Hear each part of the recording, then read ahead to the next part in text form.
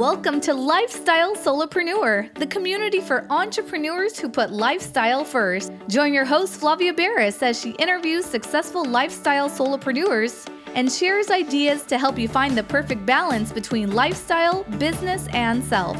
Flavia is an attorney, marketing expert, and founder of several online academies. She's been featured in major media, including BBC World News, The Wall Street Journal, The New York Post, ESPN Television, and more. Join us for this episode of Lifestyle Solopreneur.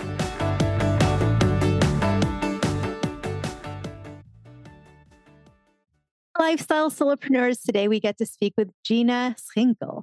I hope I got the last name right. I love when I get to pronounce names from like different cultures, different languages. So I'll let her also introduce herself as well to make sure we get it just right. Gina is an unstoppable globetrotter. She has over 13 years of adventure under her belt.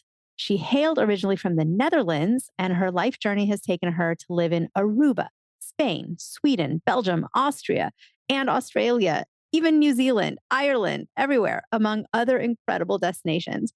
She soon discovered the magic of workations. Workations. I love it. And founded Driftawave to blend her passions for travel and work. Welcome to the show, Gina. Thank you so much, Flavia. It's such a pleasure to be here with you today. And thank you for that warm intro. Thank you so much. I love it. And tell us your name again, because again, I don't want to butcher anybody's name. It's a lovely name. And I think you pronounce it way better than I do. You honestly did a great job. So it's Gina Schinkel. Love it. And your company names are phenomenal too. So Driftawave. To me, I live near the ocean. So when I see the word wave, immediately I'm like happy inside. It's my happy place. And the idea of Driftawave, I just adore what you did with your name. So tell us a little bit about how that name came about and your journey on what you're doing today from where you started.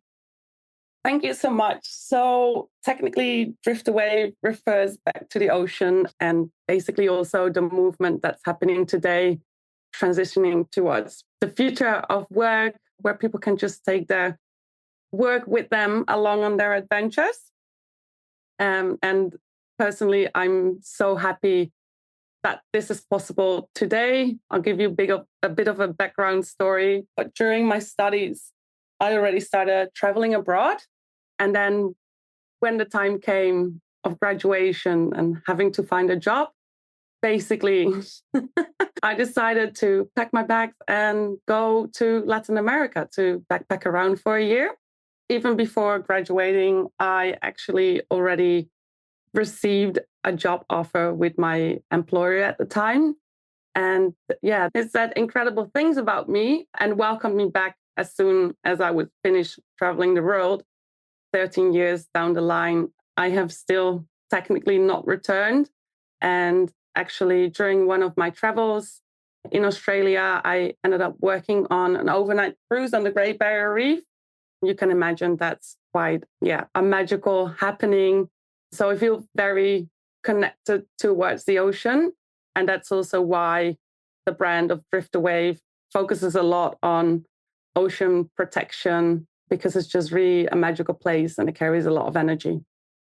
And so tell us what Driftawave does as a company. So what is the sort of thinking behind it and what do you do for clients and customers?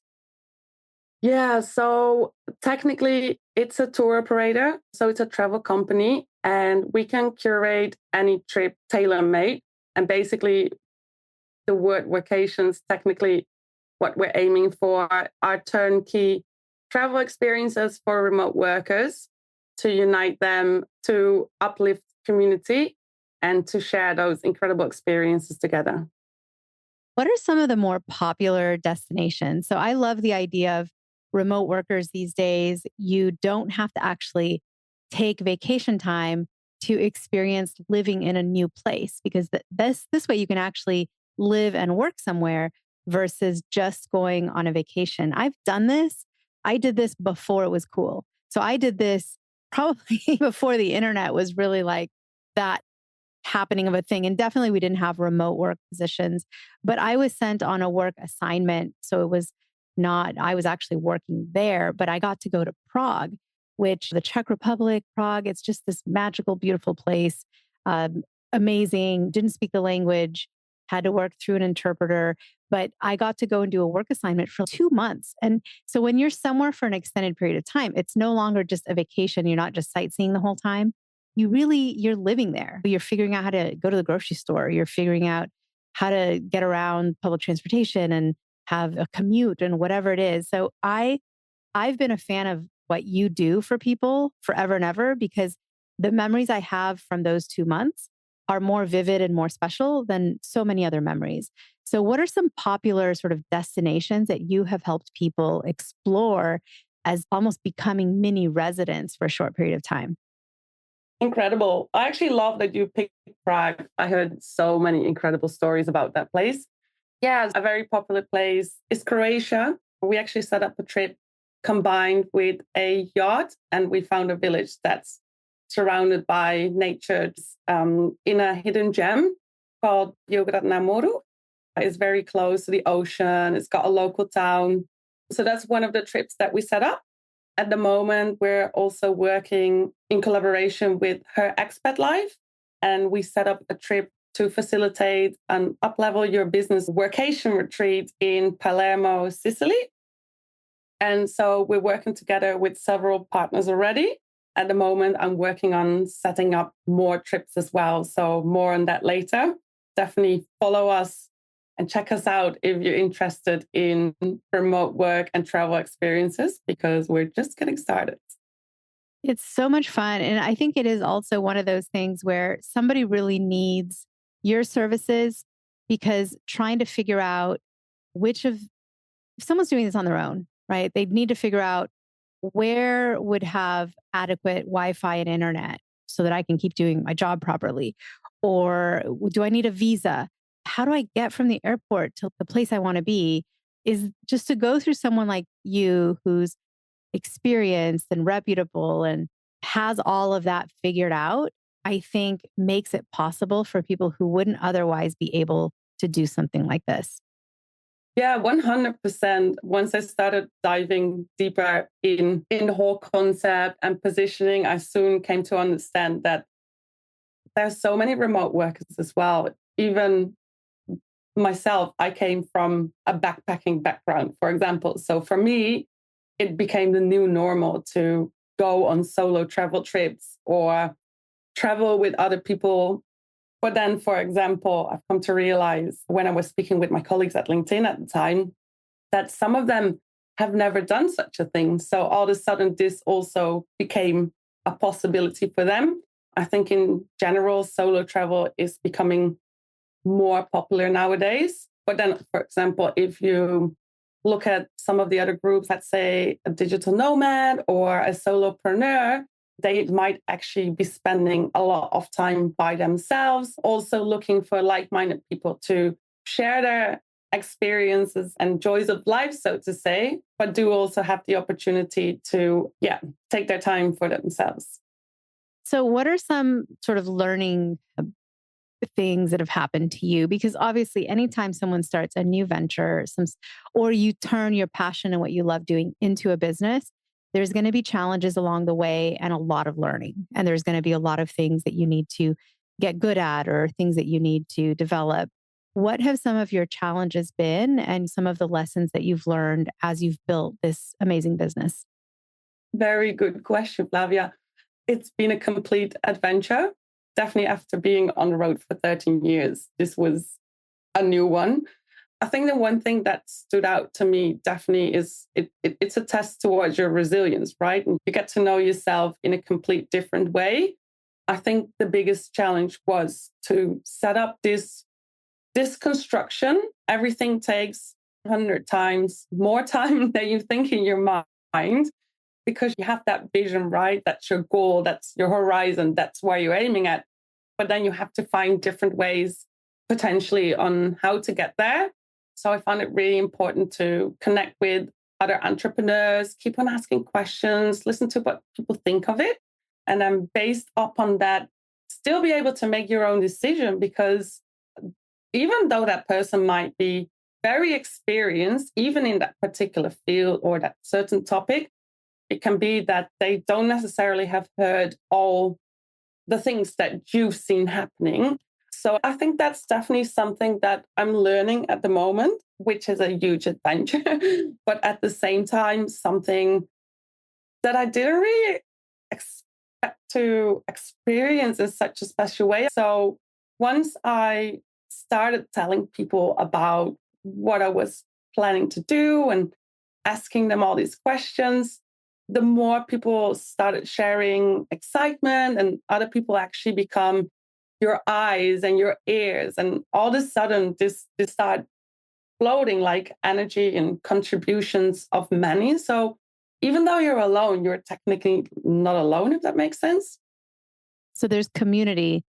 Even when you travel solo, this is a way to have that community as well.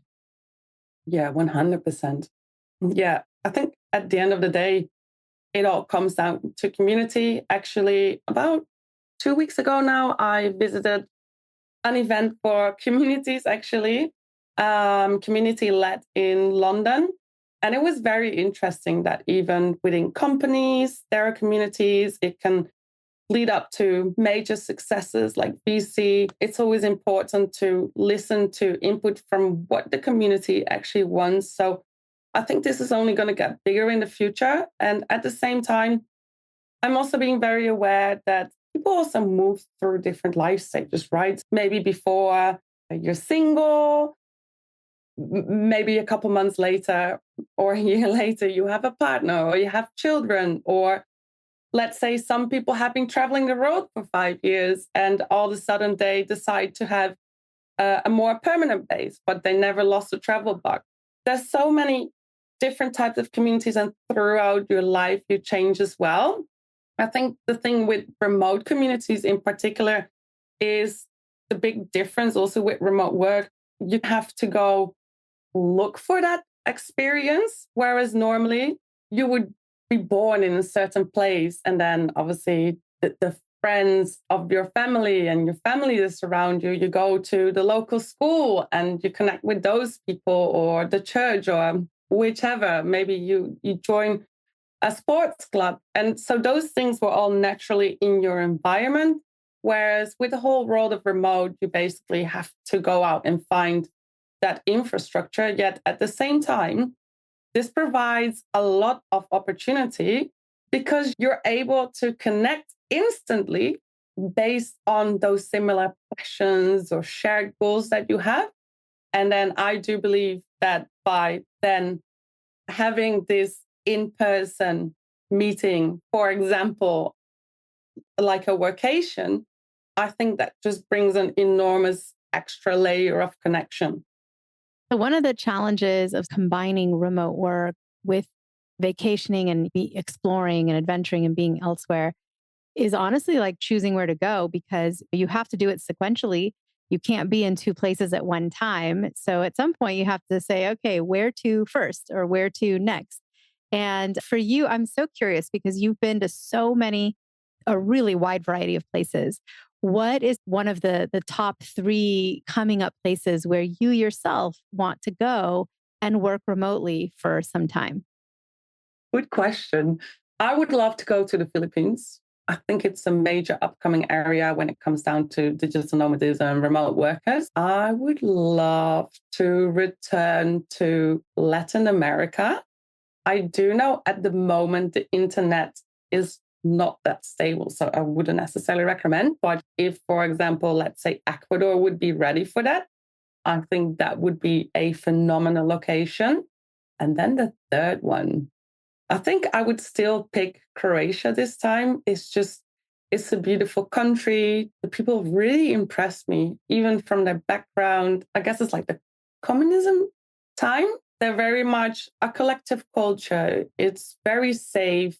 They're close to the ocean. They have this great humor. They've got great food. There's a lot of influences from the other parts of Europe as well. It's really a country and culture that really impressed me over the past year. I love hearing about that. It sounds lovely. It really does. And I think we all have our list of places we know we want to explore on this lovely planet. It's one of the things that if you're lucky enough to be able to travel and to go to places, take advantage of it, especially if you have a remote job. And these days, even for people with kids, there's homeschooling. There's so much new advances in the world of homeschooling and making it so much easier to be a homeschool parent. And there's so many options in life right now. It's take advantage. So tell us a little bit about, you have this gift for listeners. It's a discount for customers who use a promo code. So tell us a little bit about that, because we will make it available in our vault, our little repository that we have for all of the freebies and gifts and discounts that our guests offer listeners. And we have that all posted at podcastguestgift.com. Podcastguestgift.com is where we store all of these. So tell us a little bit about it so people know what they will get if they go and access that promo code. So technically, we'll give them $100, dollars or euros off their next trip, which they can book through driftawave.com or get in touch with us. And obviously, it depends on which trips are running. We are currently working on ramping that up. So definitely come and check it out. Give it a follow so we can grow the community with more incredible souls. And so where can people go online to find Driftawave and more about you and your story and what you're up to? Yeah, so we have an Instagram profile, Driftawave, DRIFTAWAVE. And yeah, on LinkedIn, you can find us as well. We're more B2B orientated. And then obviously we have our website, which is again, driftawave.com. Gina, speaking with you, honestly, for me, feels like a wave of fresh air.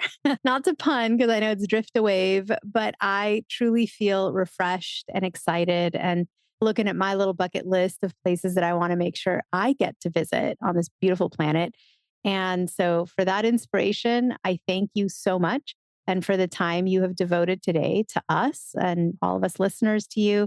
I really do think that what you're doing is so important in the world, because you are truly making people's lives better and more interesting and more adventurous. Thank you so much. Thank you so much for having me, Flavia. And we're looking forward to welcome you, obviously. Hey everyone, thank you so much for joining us, and I hope you enjoyed the show. Don't forget to subscribe to this podcast, and if you leave a review on iTunes, I promise I will read every single review. If you know someone who makes a full-time living from part-time work, and maybe this is you, please visit lifestylesolopreneur.com to nominate a guest or to nominate yourself. Because remember this, money doesn't buy happiness. But money in the hands of a happy person, there is no greater tool. Today's episode was brought to you by the Get Shift Done program. It's a lifestyle-changing online class to help you define your business and lifestyle ambitions and to set goals in a way you've never experienced before. This class will 10x your daily productivity with methods that will blow your mind. And if you use a coupon code podcast, the class tuition is 99% off. Visit GetShiftDone.com to enroll today.